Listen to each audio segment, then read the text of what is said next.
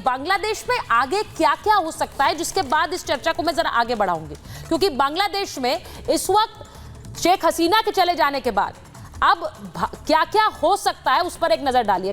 बांग्लादेश में कट्टरपंथी हावी होंगे, इसमें कोई दो राय नहीं है। वहां लोकतंत्र का अंत और एक तरह से तानाशाही शुरू होगी, वो तो तस्वीरों में साफ नजर आता है।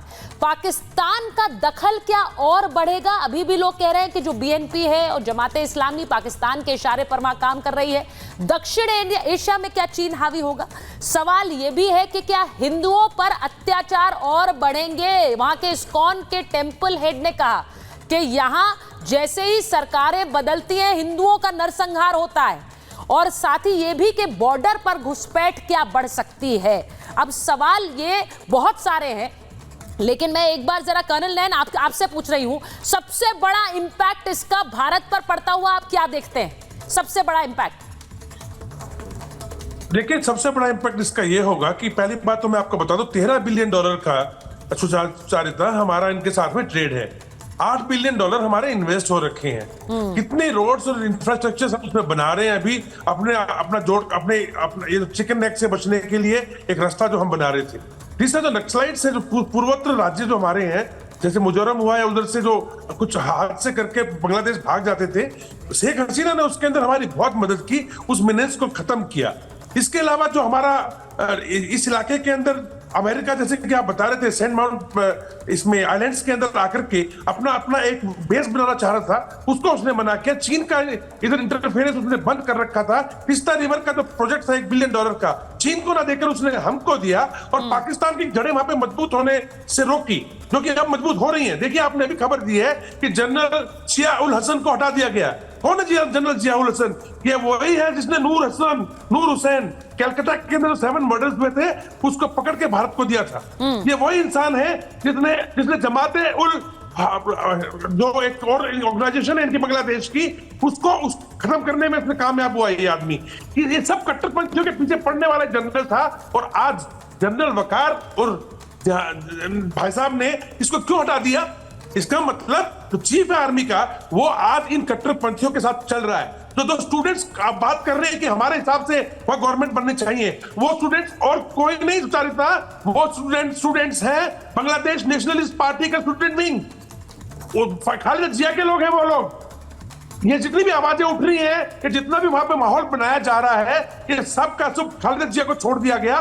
सब कुछ आईएसआई के इशारे पे हो रहा है, और चीन जो है उसका मजा ले रहा है बैठ करके। तो हमारे लिए आने वाले टाइम पे अगर हम लोग एक होकर के इस बारे में नहीं सोचेंगे और भारत के हित के बारे में नहीं सोचेंगे, डेफिनेटली हम कहीं ना कहीं अपने देश को नुकसान कर बैठेंगे। ये बहुत बड़ी बात है कर्नल नैन, मैंने शुरुआत इसी से की है कि अगर भारत के हित के बारे में नहीं सोचेंगे तो बहुत बड़ा एक डिजास्टर होने की ओर होता है। और ये हम हमेशा ये भूल जाते हैं कि भारत के हित में सोचना है, राष्ट्रवाद के बारे में सोचना है। मैं आपसे पूछूंगी प्रेम कुमार जी, मुमताज जी, जो बातें मैंने शुरुआत में कही, लोग मजे ले रहे हैं और लोग भारत से तुलना कर कर ये बताने की कोशिश कर रहे हैं कि देखिए तानाशाही का अंत क्या होता है। ये क्या हो रहा है? एक बांग्लादेश की वहां पर जो कुछ हुआ उसे देखकर हमें तो बुरा लग रहा है कि एक देश कैसे बर्बाद हो रहा है, लेकिन वहां से लोग बड़ा सबक सिखाने चले हैं इस देश के लिए, जो कि जिस तरह से घिरा हुआ है उन देशों से जो सिर्फ और सिर्फ बर्बाद हो रहे हैं, लेकिन अपने देश में खुशहाली कुछ लोगों को पचती नहीं है। प्रेम कुमार जी, देखिए, मूर्ति तोड़ने की घटना तो रूस में भी हुई थी। हमने त्रिपुरा में भी देखा था कि लेनिन की मूर्ति तोड़ी जा रही थी। तब तो अलग किस्म से बातों को बयां किया जा रहा था। आज मान लीजिए बांग्लादेश में सत्ता शेख हसीना छोड़ के भागी है ना, जनता के दबाव में अपना पद छोड़ के भागी हैं, और वो अगर चंद घटनाएं जो है आगजनी की, प्रदर्शन की जो है, वही अगर उस पूरी घटना का मतलब है तो ऐसा नहीं है। तो क्या है घटना का मतलब? सुन लीजिए, सेना तक ने भी गोली चलाने से इनकार किया, सुरक्षा कर्मियों ने तस्वीरें उठा कर शेख हसीना की फेंकी हैं, ये सारी भी तस्वीरें हैं।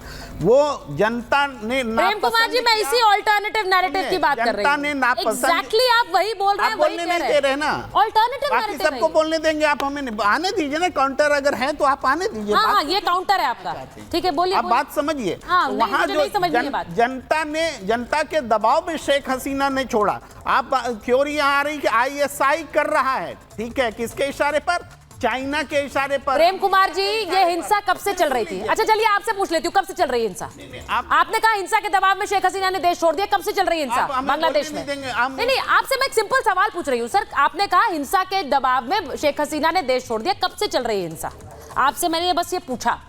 देखिए, पिछले 2 पखवाड़े में तेज हुई है ना। पिछले 1 महीने से ये हिंसा जारी थी, पिछले 1 महीने से। कल अचानक 45 मिनट के अंदर शेख हसीना को कहा आप देश छोड़कर चले जाइए वरना ये लोग आपको जीने नहीं देंगे, जिस तरह से वो लोग स्टॉर्म कर रहे थे। मेरा सवाल ये है कि क्या सेना की ये दायित्व नहीं था कि वो शेख हसीना को प्रोटेक्ट करते? सवाल ये भी है कि क्या किस दबाव में आखिर वो गतिविधियां हुई कि शेख हसीना जाए यहां एक ऑल्टरनेट सरकार बने? किसके इशारे पर वो सरकार बन रही है? यही वो कुछ लोग देश में भी चाहते हैं। इसी से आगे का क्वेश्चन लीजिए। आप ठीक सेना पर सवाल उठा रही, तो सेना किसके इशारे पर कर रही है? कोई कह रहे हैं हमारी पैनल पे कि आईएसआई के इशारे पे हो रहा है। आईएसआई के का साथ कौन दे रहा है? चाइना दे रहा है कि अमेरिका दे रहा है? और हम तो क्वाड बना रहे थे, आप भी चैनल में डिबेट किया करते थे, अमेरिका के साथ क्वाड बना रहे हैं, चाइना डर गया, चाइना डर गया। तो हम अमेरिका भारत के साथ खड़ा है, भारत अमेरिका के साथ खड़ा है, तो आईएसआई का साथ लेकर के बांग्लादेश में भारत के खिलाफ में मुहिम चलाया जा रहा है क्या? ये हिपोथेटिकल थ्योरी कहां से आ रही? मेरी समझ में नहीं आ रही बात। दरअसल अब एक और क्वेश्चन लीजिए, एक और बात, एक और बस आइएगा आप देखिए, एक और बात। दिनेश नैन सर को लीजिए। अगर नरेंद्र मोदी जी को तो चाहिए था कि तुरंत शरण देने की घोषणा करनी चाहिए थी। अवधेश जी भी कह रहे हैं और हम भी बोल रहे हैं, देना चाहिए था शेख हसीना को। हमारा जो डिप्लोमेटिक आज तक का हिस्टोरिकल रिलेशन रहा उसके हिसाब से, लेकिन मोदी जी नहीं दे रहे हैं शरण। क्यों? उन्होंने मांगी नहीं है, उन्होंने पॉलिटिकल असाइलम नहीं मांगा है कि वहां की जनता जिन्होंने शेख हसीना को बनाया है, यहाँ की जनता भी समान रूप से। विदेश मंत्री ने भी ये कहा। एक सेकंड प्रेम कुमार जी, डर लगता है। अरे भाई आप दूसरा ही नैरेटिव चला रहे हैं कि पॉलिटिकल असाइलम दीजिए, जब वो मांग नहीं रही है तो कैसे दे दे? शेख हसीना को शरण दीजिए। वो कैसे दे दे? दीजिए, आप वो मांग रही है, डर रहे हैं। मैं आपको जबरदस्ती स्टूडियो में बिठा लूं भी हो सकती है। प्रेम कुमार जी, आपको शरण देने से रोक। प्रेम कुमार जी, मैं आपको जबरदस्ती स्टूडियो में बिठा लूं जब आप बैठना ना चाहें। वो नहीं मांग रही है पॉलिटिकल असाइलम, आप बोले जा रहे हैं दीजिए दीजिए, उन्हें बिठाइए अपने देश में। सीधी बात ये क्वेश्चन, ये सवाल तब उठेगा, ये सवाल तब उठेगा जब वो पॉलिटिकल असाइलम मांगेंगी। पहली बात ये है। दूसरी बात ये है, ये दूसरी बात ये है, ये कॉन्फ्लिक्टिंग व्यूज है। दिनेश, मैं मुमताज जी आ रही हूँ, बहुत बढ़िया ऑफर की। मेरे को लगता है कि जियोपॉलिटिकल इंटरेस्ट को समझना बहुत जरूरी होता है। चाहे वो एक कंट्री अपने आप खुद कर रही हो या 2-4 कंट्रियों का समूह मिलकर कर रहा हो। आज की तारीख में तो जियोपॉलिटिकल इंटरेस्ट बांग्लादेश में चीन का था, वो शेख हसीना ने कभी कामयाब होने नहीं दिया और वो सारा के सारा भारत की झोली में डाल दिया। लाजिम सी बात है कि वो भारत की तरफ चीन का जो है एक सोच अलग हो जाएगा। और रही बात इस सिचुएशन का, जो वहां पे जमात इस्लामी और दो अलग लोगों का जो हुजूम इकट्ठा करके शेख हसीना को हटाने की कोशिश की गई, इसके अंदर आईएसआई यानी पाकिस्तान जो है, सेम फुटस्टेप जो पाकिस्तान में हो रहे हैं, उसको इन्होंने पैसे से अपनी एम्बेसी को इस्तेमाल करते हुए उस इलाके उस वहां पे, और जो वहां पे इलेक्शंस के दौरान में तो ये दूसरे वाली पार्टी थी इनकी, बांग्लादेश नेशनलिस्ट पार्टी, इन सबको शामिल करते हुए कट्टरपंथी लोगों को एक माहौल बनाया रिजर्वेशन के नाम पे। बदल कहां पे गया? सर यही डर तो हिंदुस्तान में। देखिए, जब मैं भारत की बात करती हूँ, हमने इस देश में ऐसे आंदोलन देखे हैं। आईएसआई अगर हमारा दोस्त है, आप बोलिए आईएसआई हमारा दोस्त है, चलिए बोलिए पाकिस्तान और आईएसआई आपका दोस्त नहीं है, लेकिन किसी देश में अगर एक पॉपुलर अपराइजिंग के खिलाफ हो रही है, बोलिए उसको अगर आप नजरअंदाज कर रहे हैं, उसको कम आंक रहे हैं, तो आप गलत हैं। आपको मानना पड़ेगा, वायलेंस जरूर गलत है, वायलेंस नहीं होनी चाहिए, लेकिन अपराइजिंग जरूर पॉपुलर थी। और देखिए मुझे विवेक जी मुझे इस वायलेंस को डिफेंड करने वाला नैरेटिव नहीं समझ आता। आप ये कहते हैं प्रेम कुमार जी यहाँ पर बैठकर कह रहे हैं कि वो दूसरी तस्वीर भी तो देखिए, वो वहां से भागी हैं क्योंकि लोग उन्हें चाह नहीं रहे थे वहां पर।